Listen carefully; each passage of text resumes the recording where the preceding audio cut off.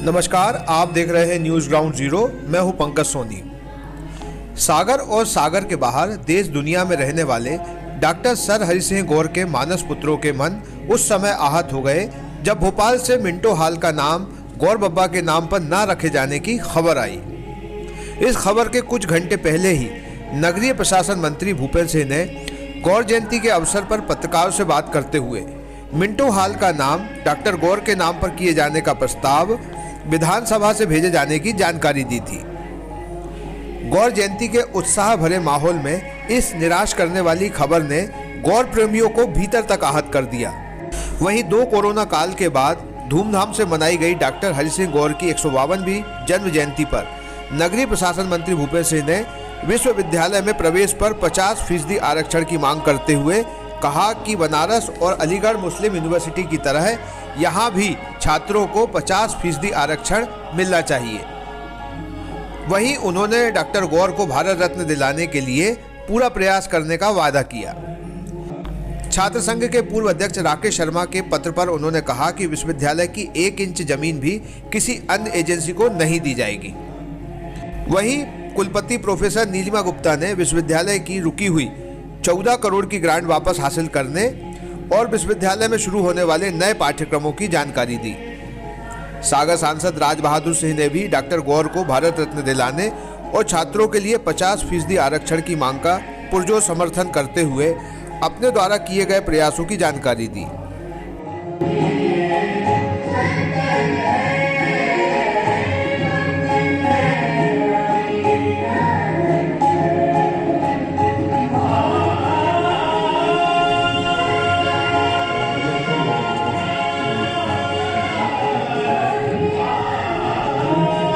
हमारे बुंदेलखंड क्षेत्र के बच्चों को सागर विश्वविद्यालय में 25% की सीटें आरक्षित हों, ये मैं इस मंच के माध्यम से कहना चाहता हूं।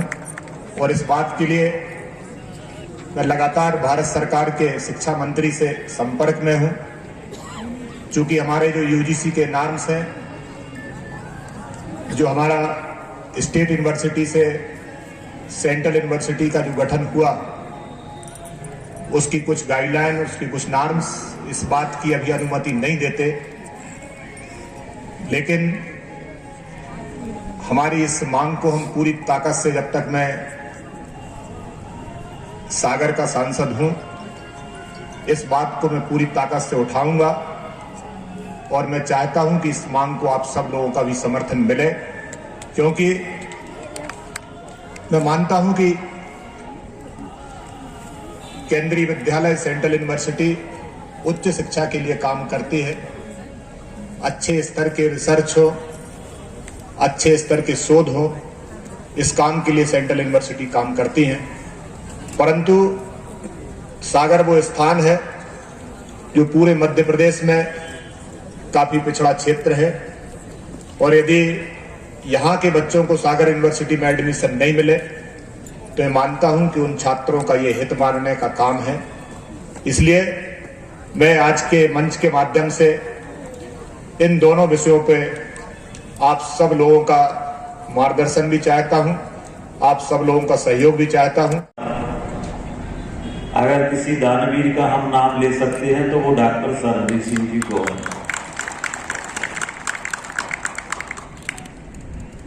राजा कर्ण के बाद इतिहास में ऐसे उदाहरण नहीं मिलते, और इसलिए कर्ण जैसे दानी जिन्होंने ये विश्वविद्यालय बनाया है। परंतु मुझे इस बात को कहने में कोई संकोच नहीं है। केंद्रीय विश्वविद्यालय बनने के बाद इस विश्वविद्यालय का जो लाभ हम लोगों को मिल रहा था, वो लाभ हम लोगों को नहीं मिल पाया। और उसका जो कारण है, केंद्रीय विश्वविद्यालय बनने के बाद जिस तरह से कुलपति हमारे बीच में आना थे,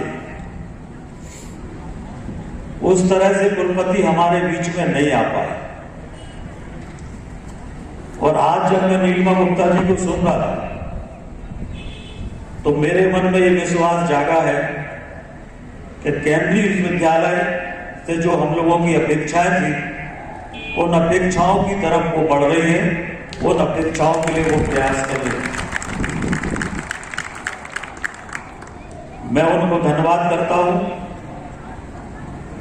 और बधाई देता हूं और साथ ही इस बात का विश्वास दिलाता हूं कि हम लोग उनके इस प्रयास में हर कदम में उनके साथ खड़े हैं। परंतु मेरा कहना, जैसा हमारे सांसद जी कह रहे थे, कि हमारे यहाँ जो एंट्रेंस के एग्जाम होते हैं, उस एंट्रेंस के एग्जाम में 50% का रिजर्वेशन हमारे बुंदेलखंड के छात्रों को होना चाहिए। और मैं कोई नई बात नहीं कह रहा हूं। जो बनारस विश्वविद्यालय है, वहां पर भी 50% एडमिशन वहां के लोगों को मिलता है। एएमयू में भी 50% रिजर्वेशन वहां के लोगों को मिलता है। हमारे यहां का भी बायलॉज नहीं बना यूनिवर्सिटी का, और बायलॉज में हम इस बात की व्यवस्था कर सकते हैं कि हमारे बुंदेलखंड के छात्रों को एंट्रेंस एग्जाम में 50% का रिजर्वेशन मिलना ही चाहिए। इसके लिए हम लोग प्रयास करेंगे, कर रहे हैं। मुझे विश्वास है कि अगली बार जब हम लोग 26 नवंबर को गौर जयंती पर यहां पर एकत्रित होंगे तो हमारे यूनिवर्सिटी में अनेक नए सब्जेक्टों के साथ हम यहां पर उपस्थित होंगे। हम चाहते हैं कि हमारा सागर जो है वो एजुकेशन का हब बने, और एजुकेशन का हब बनाने के लिए एक आवश्यकता और है, और वो आवश्यकता है सागर में एयरपोर्ट की, हवाई अड्डे की। इस समय एजुकेशन हब बनाने में बहुत उपयोगी सिद्ध होगा, और इस समय हमारे यहाँ संयोग है कि हमारे मध्य प्रदेश के ही माननीय ज्योतिरादित्य सिंधिया जी इस समय एविएशन मिनिस्टर है, और हम लोग प्रयास करेंगे तो यहाँ पर हम एयरपोर्ट भी लेकर आ सकते हैं। छात्र महासंघ के पूर्व अध्यक्ष मेरे बड़े भाई आदरणीय राकेश शर्मा जी, उन्होंने मुझे एक पत्र दिया और उसमें लिखा है कि गौर भवन की भूमि पर गौर स्मारक संग्रहालय बनाने की बात सामने आई है। कृपया यह सुनिश्चित करें कि गौर भवन के मूल स्वरूप से छेड़छाड़ न हो, साथ ही विश्वविद्यालय की भूमि संपत्ति नगर निगम या स्मार्ट सिटी को हस्तांतरित न की जाए। इस संबंध में कुलपति जी से चर्चा कर मामले का सार्वजनिक खुलासा कर अनुग्रहित करें। मैं माननीय राकेश शर्मा जी का धन्यवाद करता हूं और उनको आश्वस्त करता हूं कि 1 इंच भी जमीन विश्वविद्यालय की ना स्मार्ट सिटी के लिए, ना नगर निगम के लिए और ना गौर संग्रहालय के लिए कहीं पर भी 1 इंच भी जमीन विश्वविद्यालय की हमारी किसी भी सरकारी संस्था को देने का सवाल ही नहीं उठता। इसलिए ये मैं राकेश शर्मा जी का धन्यवाद भी करता हूँ।